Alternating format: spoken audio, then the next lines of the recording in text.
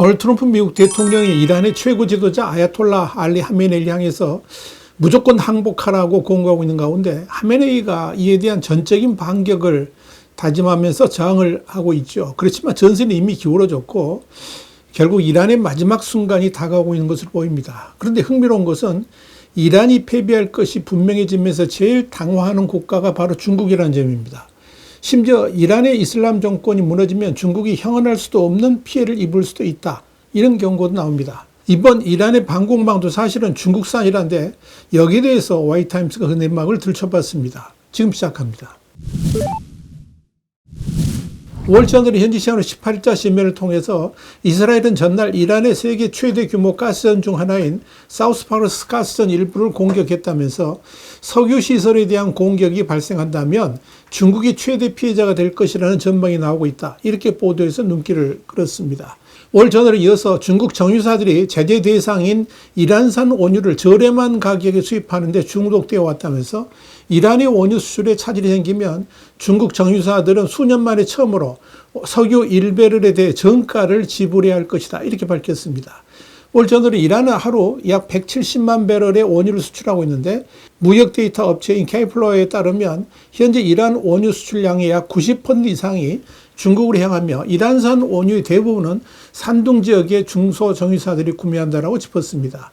결국 서방 진영에 의해서 제재를 받고 있는 이란산 석유는 대부분 중국으로 값싼 가격으로 흘러들어가고 있는데 이란 정권에 문제가 생기면 고스란히 중국이 그 부담을 짊어지게 돼 있다 하는 것입니다. 월스트리트저널은 그러면서 이란산 원유는 서방 국가들의 제재 대상이기 때문에 대부분의 국가들이 이를 취급하지 않아 왔기 때문에 이로 인해 이란은 자국산 원유를 할인된 가격에 불법적인 경로로 유통시켜 왔다면서 이란은 선박의 위치 신호를 송수신하는 트랜스폰더를 끈 채 원유를 수송해 왔다라고 밝혔습니다.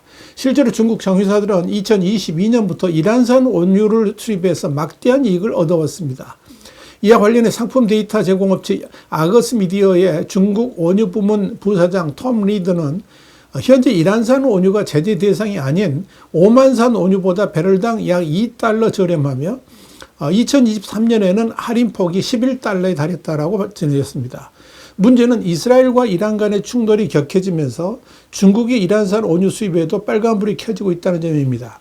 실제로 주요 외신들은 이란 내 다른 에너지 시설들도 위험에 처해 있다고 지적하고 있는데 이 이스라엘이 아직은 공격을 하고 있지는 않지만 만약 카르섬을 공격하게 된다면 이란의 돈줄은 완전히 막히게 되고 따라서 당장 중국도 심각한 타격을 입을 수 있습니다. 카르섬은 페르시아만 북부에 위치한 작은 산호초섬으로 이란의 원유 수출 대부분은 카르섬의 부두에 정박한 유조선에서 출발합니다.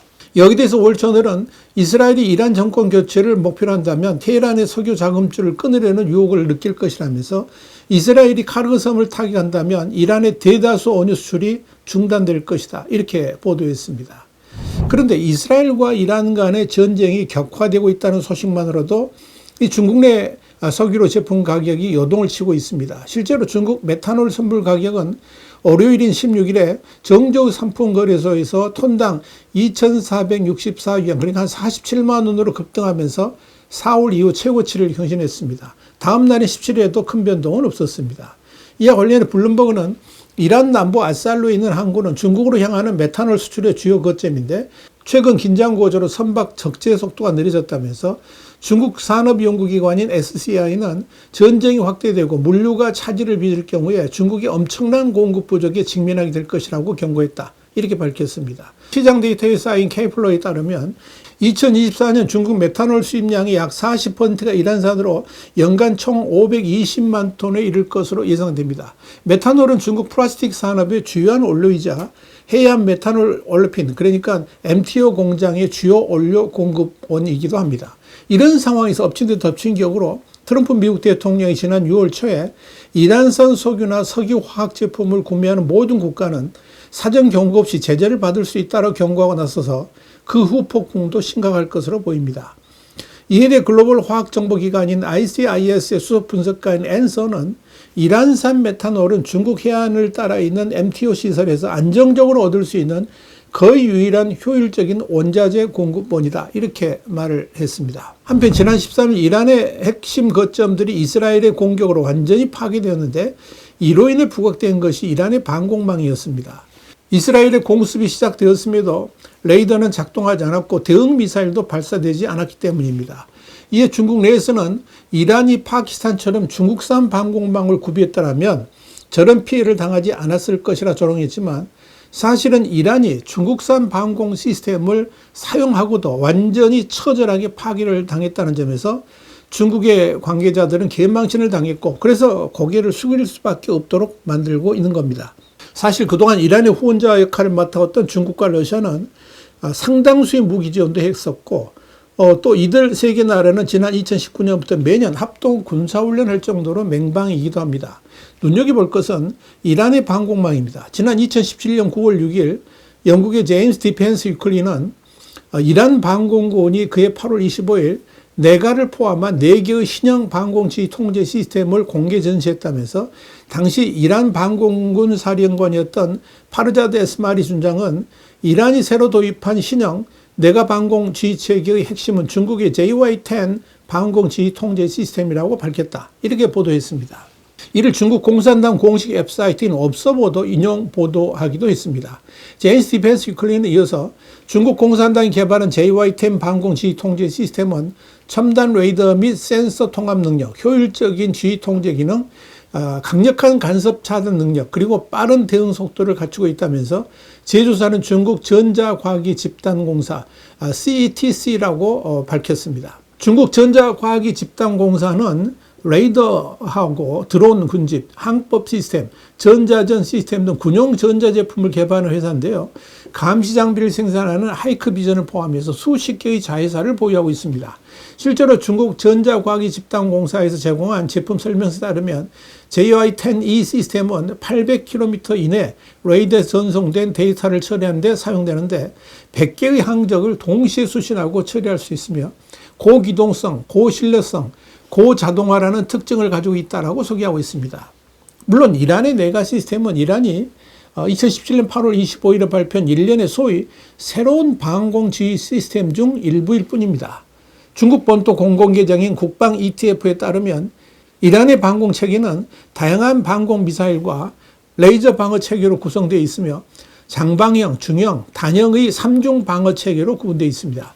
여기서 장거리 방공체계는 러시아 S-300 시스템과 이란이 자체 개발한 아르만 방공미사일 시스템으로 구성되어 있고 중거리 방공체계는 이란의 S-300 버전으로 알려진 마바르 373 방공체계와 드론 및 초소형 항공기 요격에 효과적인 아자라크시 미사일 시스템으로 단거리 방공체계는 호크 방공미사일과 레이피어 방공미사일로 구성됩니다.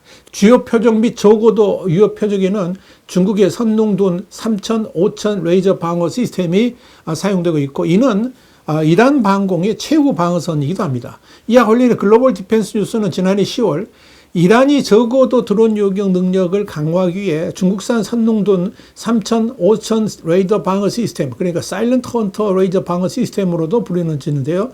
이 시스템을 장착했다고 보도한 바 있습니다.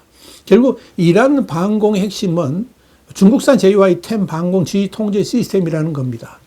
특히 중국 전자과학기 그룹의 JY-10 방공 지휘 통제 시스템은 한때 중국 군사 팬들에 의해서 80%의 차단율로 지구상에서 가장 강력하다라고 선전하기도 했지만 이번 이스라엘의 공격으로 그 실체가 완전히 적나라하게 드러난 셈입니다. 사실 이란은 그동안에 이스라엘의 전면적 공격을 대비해서 여러 차례 대응 훈련을 실시한 바 있습니다. 올해 1월 7일에도 이란 국영TV는 이란 이슬람혁명 수비대 방공군이 나탄스 핵시설 근처에서 훈련을 실시했다라고 보도하기도 했습니다. 당시 1단계 훈련에서 군은 복잡한 전자전 상황을 가정한 시뮬레이션에서 핵시설에 대한 종합 방어를 수행했고 30개 공중표적의 공격을 견뎌내는 358이라는 새로운 방공미사일 시스템을 사용했습니다. 여기에 대해서 IRGC 하탐 안비아 공군기지사령관은 당시에 일련의 새로운 비밀 방공 시스템이 민감한 국가적 위치 근처에 배치되었다라고 말한 바 있습니다. 그러나 이런 이란의 방공 시스템은 4시간 동안 이어진 이스라엘의 공격에 아무런 대응도 하지 못하고 그대로 무너졌습니다.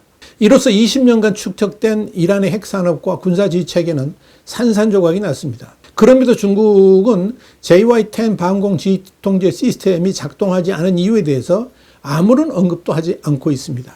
중국의 이란 지원 문제는 또 있습니다. 지난 15일 미국의 딥뉴스는 온라인 항공 추적 데이터를 인용해서 최소 한 대 에어버스 A330-243F 화물기가 6월 15일 중국 광저우 바윈 국제공항을 이륙하여 투르크메니스탄 상공에서 트랜스폰더를 끄고 이란에 착륙했다라고 보도를 했습니다. 딥뉴스는 이어서 또 다른 중국 수송기도 유사한 경로를 따라 이란 공항에 군용기 2대를 착륙시켰다면서 외부에서는 이것이 중국 공산당 이란으로 무기를 비밀리에 수송하는 것인지 의문을 제기했다라고 밝혔습니다. 중국 공산당은 이란 이라크 전쟁을 포함해 가지고 최소 30년 동안 중동에 무기를 제공해 왔습니다. 미군이 중동에 개입한 이후에 중국 공산당은 미군의 전력을 소모, 분산, 지연시키기 위해서 다양한 테러 조직에 무기를 제공해 왔던 것입니다. 사실 중동 최대 무기 거래상은 중국 북방산업그룹입니다. 중국 북방산업그룹은 중국 공산당의 1대1로 구상 추진에 중요한 역할을 하는 단체이자 무기 산업의 국제적 운영에 핵심적인 역할을 하고 있습니다. 이 회사의 대표는 중국 공산당 정치국 위원이자 부총리였던 장고칭이기도 합니다. 이렇게 이란을 지원했던 중국은 이제 쪽박을 찰 처지에 놓였습니다. 동시에 그렇게도 큰 소리치는 중국 무기의 실체도 고스란히 드러내 보이면서 개인망신을 당했습니다. 이것이 중국의 현실입니다. 와이타임 중국 관찰의 주옥이었습니다. 감사합니다.